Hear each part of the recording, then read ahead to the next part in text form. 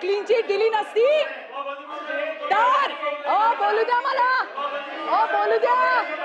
अरे आमच्याबद्दल बोलता, आमच्याबद्दल बोलता, आमच्याबद्दल बोलता तेव्हा कुठे जातो शांतपणे? मला सांगायचंय सभापती महोदय, या लोकांमध्ये हिम्मत आहे का?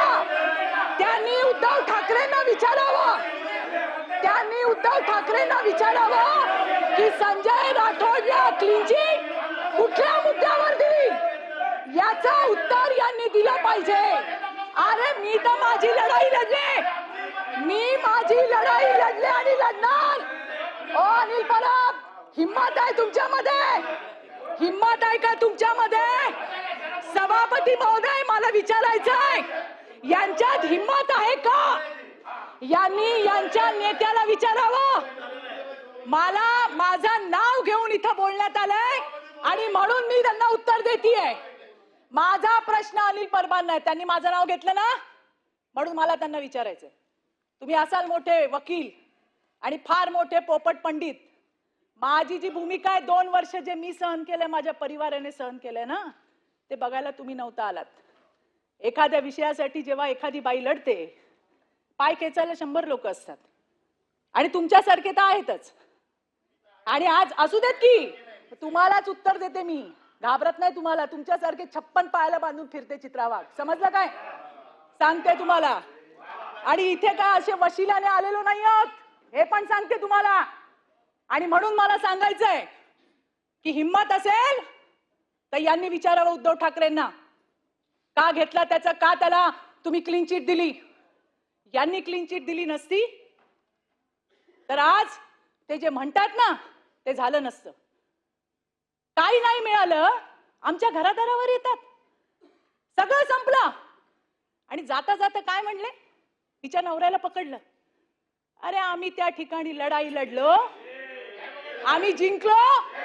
माझा नवरा तिकडे, सगळ्यातनं निर्दोष मुक्तता झाली. मला फक्त एवढं म्हणायचंय की तुम्ही या विषयावरती मी का बोलते, मी का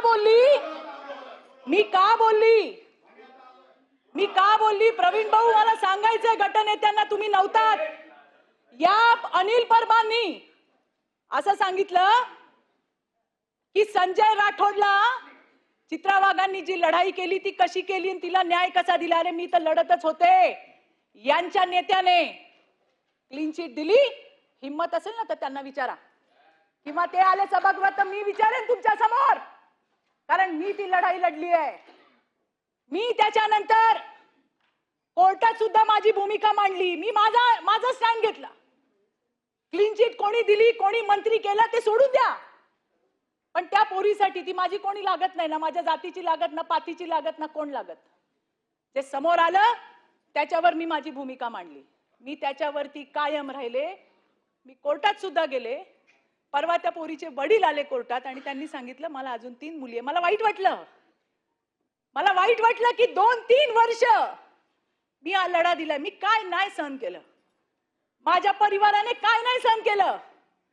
यांचे चेले चपाटे यांनी काही कमी त्रास दिला, तो सगळा सहन केला. कशासाठी? एका मुलीला न्याय द्यायला पाहिजे. एका मुली कॉमस्कोर नुसार आता isakal.com आहे देशातील नंबर 1 ची मराठी न्यूज वेबसाईट. प्रत्येक अपडेटसाठी isakal.com ला नक्की भेट द्या. तिला न्याय मिळाला पाहिजे. पण यांच्या सरदाराने क्लीन चिट देऊन टाकली, विषय संपवून टाकला. तरी पण मी लढत होते. आणि जाता जाता पुन्हा काय म्हणले, सगळं संपलं आणि प्रसादजी माझ्या नवऱ्यावर आले. कारण जेव्हा काही राहत नाही ना, काही राहत नाही, त्यावेळेला बाईच्या घरावरती, तिच्या बाकीच्या गोष्टींवरती बोललं जातं. तेच यांनी पण केलं. हे काय सांगतात? आणि यांचा महिलांचा आदर काल बघितला मी. एक महिला एस्ट्रॉनॉट आली आहे पृथ्वीवर, अभिनंदनाचा प्रस्ताव चालू आहे. यांनी किती चांगलं स्वागत केलं सगळ्यांनी बघितलं. याच मनीषाताई पीसीपीएनडीटी सारखा महत्वाचा स्त्री भ्रूण हत्येचा प्रस्ताव मांडत होत्या. यांनी काय भूमिका घेतली बघितलं आम्ही. आणि म्हणून मला सांगायचंय, मी याचसाठी या ठिकाणी उभी राहिली आहे की आम्हाला हलक्यात घेऊ नका.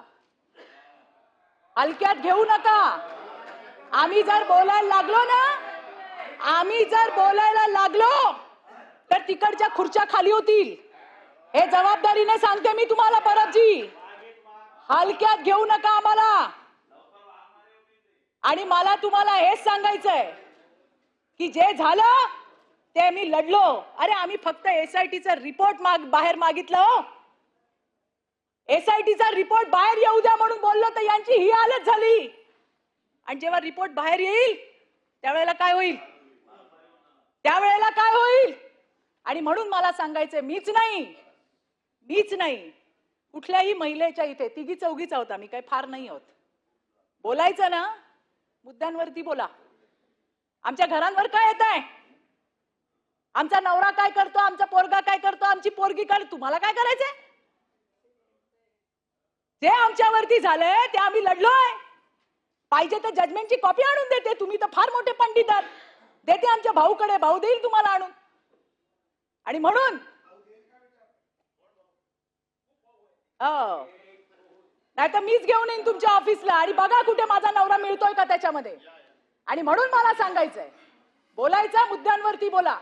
आणि माझा साधा प्रश्न आहे, जो प्रश्न तुम्ही संजय राठोडचा काढलात, उद्धव ठाकरेंना विचारायची हिम्मत ठेवा. मला घेऊन चला, मी येते. नाही तर ते येतील तेव्हा मी येते विचारायला.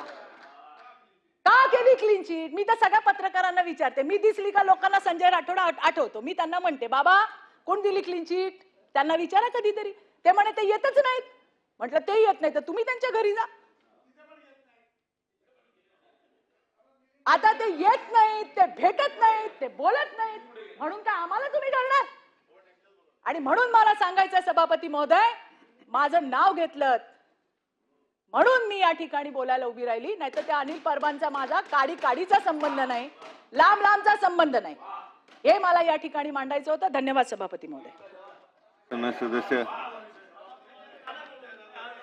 मनीष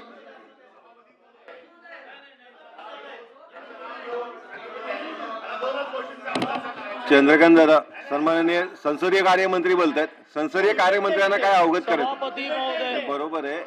हो देणार 2 मिनिटं. कार्यमंत्रींना बोलू द्या.